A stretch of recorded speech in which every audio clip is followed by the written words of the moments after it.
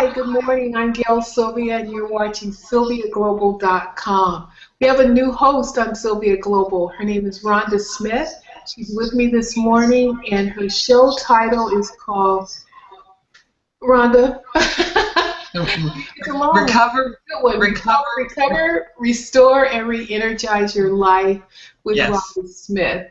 It's a forum for educating and enlightening and empowering women to be proactive about their health. How are you, Rhonda? I'm doing great this morning. How are you? I'm glad we finally got a chance to connect, and we're very excited about you being here on Sylvia Global Broadcast. Tell us about your upcoming show.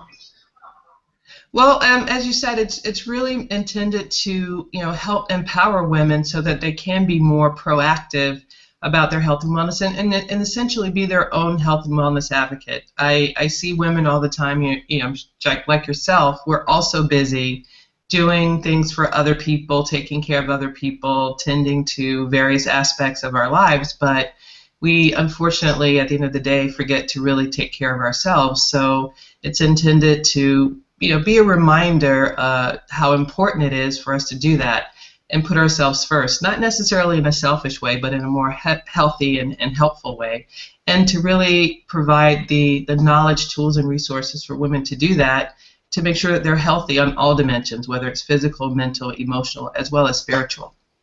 What has your life experience been, or some parts of your life experience have happened that have made this become extremely important to you? Well, I was diagnosed with breast cancer about 5.5 years ago, and the way I was living my life at the time, I realized after my diagnosis that it wasn't really a healthy way for me to live. I put work first and everything else second, including my health. Or I was always physically active, but I was not very intentional or deliberate about being really healthy. And after my diagnosis, I realized the importance of engaging in proper nutrition habits, being physically active, living the right kind of lifestyle that is as stress-free as possible, and how much of a difference that can make into your overall well-being, again, on all dimensions, not just being physically fit, but being healthy overall to minimize any other potential things that could happen to you. What was your former lifestyle? What were some of your former lifestyle habits? Well, I was a consultant. I still am, but in a different way. And I lived my life traveling every week. I spent pretty much 3 to 5 days out of the week on a plane in different hotels, working 10, 12-hour days. And that was really my priority. I was driven by work and really making money. And, just kind of sacrificed myself to do that, and thought I was Superwoman and that nothing would ever happen to me. But, I got my wake-up call. But, I was very driven. I still am. But, like I said, I have a different level of intention about my health and wellness today versus the way I was 5 or 6 years ago. How has that new intention shaped a new lifestyle for you and new lifestyle habits? Yes, for sure. My health and wellness is number one, and work is still important, but it's not necessarily what I construct my life around so much anymore. And we all have to work, but it's really about being healthy first so that I can do what I need to do to sustain my life and also, help and give back to others and to make sure that I stay healthy for a very long time. So, can you give an example of some of the, I think maybe in some people's minds they might be considered sacrifices or adjustments that you've had to make, that you've chosen to make because of the circumstances, and that you wish you'd also have made sooner, perhaps? Yeah, I think one simple thing is I thought that I was eating healthy, but I really wasn't. So now I'm a lot more conscientious about what I eat. And I had a conversation with someone yesterday about this, about even going grocery shopping, just reading the label before you put anything in your cart. I shy away from a lot of processed foods. I try to eat more whole foods. Not that I always have to shop at Whole Foods, but I try to, eat foods that are whole as opposed to being processed. But if you have to, for the sake of convenience, frozen is always better if you're eating a lot of vegetables. I don't eat as much red meat as I used to. If I do eat meat, it's seafood first and maybe chicken second, but mostly seafood. But I try to operate from more of a plant-based diet. So I minimize the fat and protein I get from sort of animal products, so to speak. So it's just not necessarily being a vegan, but realizing the importance of food as medicine and choosing the proper foods that can help me help increase my energy, help my skin look better, help me stay youthful, and eating the right foods can actually help you do that. How about your exercise routine? Has that changed as well? Yes, I try to do at least an hour's worth of cardio every day if I can possibly squeeze it in my schedule. But my commitment is to do at least an hour's worth of some sort of physical activity every day.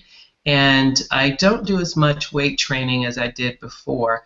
I use yoga really as my strength building exercise, and I practice Ashtanga, which is very beneficial on all dimensions. And for me, my mind, body, spirit connection happens in my Ashtanga practice. So believe it or not, I'm actually a lot stronger practicing yoga than I was when I was actually doing weight training.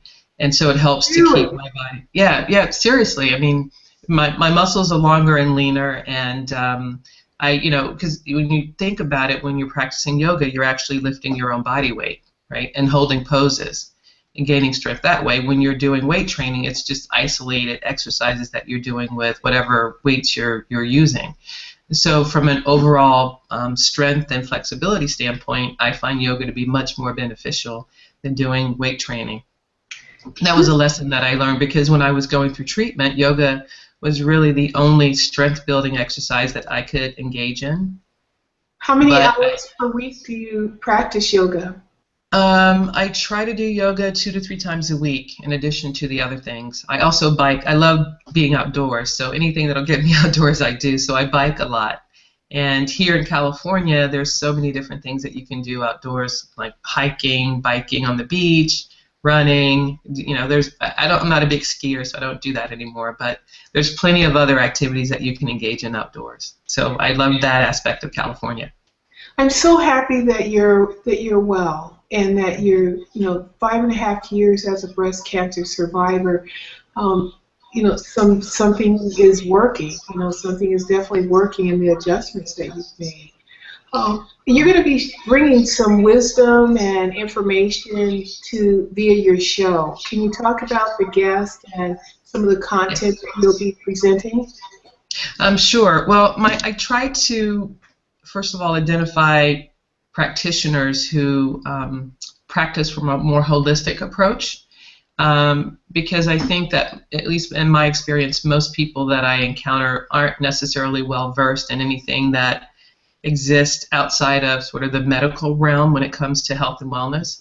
And so I really try to help people become more aware of alternatives that exist out there that don't necessarily involve artificial approaches or drug related therapies to either lose weight or be healthier. So there are other options that can serve the same purpose that really get at the root cause of the problem instead of treating the symptoms that are associated with the specific problem. So one person in particular who's very good at that is she's Dr. Phyllis Hubbard. She's a naturopathic doctor, and she's excellent when it comes to being able to get to the root cause of certain issues that you may be dealing with, and providing alternative and healthier solutions to eradicate whatever your issue is. And in fact, she suffered from COPD when she was younger and went to all sorts of doctors to help cure her and never found a solution. Of course, everyone recommended drugs for her, but she actually was inspired to become a naturopathic doctor out of her own personal health experience, and she was able to cure herself of COPD following a more natural path and really getting to the root cause of her problem and her health issue. So those are the types of things that I'd like to really educate people about and help them uncover other solutions to solve their health-related problems. I know you're also going to be having Britta Aragon on, the Right. founder and Yeah. CEO of CV Skin Labs, you know, Yeah. helping Yes. reduce, our toxic load in personal care. Can you talk about her show with you? Sure, actually, and Brita herself is a cancer survivor, not necessarily breast cancer, and she was also inspired by her health issue and also experience with her father. And one of the things that she experienced and dealt with herself as well as her father is how cancer treatment actually impacted the integrity and quality of her skin. And so she was inspired to start an organic skincare product line to help really address those issues that are related to cancer patients, but also it's healthier for other issues. So if someone's suffering from skin problems like eczema or psoriasis, her products are very effective in helping to cure those. And it's a more organic and natural solution. So she's also a big proponent of making sure, like myself, you read the label before you purchase anything. And if you read the label of a lot of skincare products as well as other personal care items, there's lots of chemical additives in there and preservatives that may not be very healthy for you. And if you think about it, the skin is the biggest organ. And if you're putting something on your skin that isn't a natural product or isn't necessarily healthy for you, then it can put you at risk for, all things or many things happening. So it's just important to be mindful about things that you're applying to your skin and things that you're consuming from a health perspective. Charlotte Darcy's going to be on, a certified oncology esthetician. Yes. Yeah, so Charlotte is she's been a practicing esthetician for many years, and she became really intrigued about helping cancer patients again recover and dealing with their skin issues, and she actually found out about a certified program or education program that she could go through to actually become a certified oncology esthetician. So she specializes in dealing with cancer patients and restoring their skin back to a healthier state. And so she's going to talk about ways to do that, and she also takes a more holistic approach in her in dealing with her clients. And so I think a lot of women will benefit, even if they're not a cancer patient or have gone through cancer treatment, from what things that you can do to really extend the life of your skin and stay healthier and radiant and beautiful for a very long time. You know what I'm really excited about in particular with your show is that you're bringing information from a different perspective that is a part of people's, someone's personal experiences, but they may not have the knowledge or resources to know where to go to get the answers. And Right. so, I mean, one of the other guests that you have coming on is Stannis. And Stannis. yes, Stannis. menopause makeover. I'm sorry, menopause makeover. So that's Stannis. Yes, excuse me. Yes, and she. So if you notice a common theme here, a lot of the women who will be on the show will speak from personal experience and were inspired by their own personal experience to do the work that they do.